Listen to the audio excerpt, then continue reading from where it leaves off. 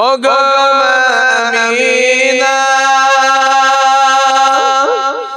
তোমার কুরে ঘরে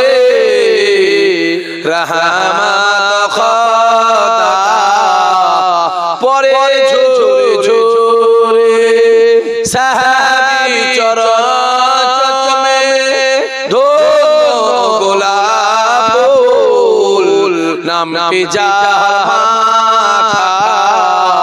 মুহাম্মদ রাসূল ওগো আমিনা তোমার কুরে ঘরে রহমত খোদা পরে ঝরে ঝরে আব্বার মাজা দেখে নবী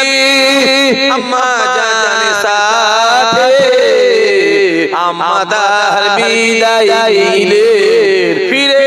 আসা পথে আব্বা আম্মা বিদাইলে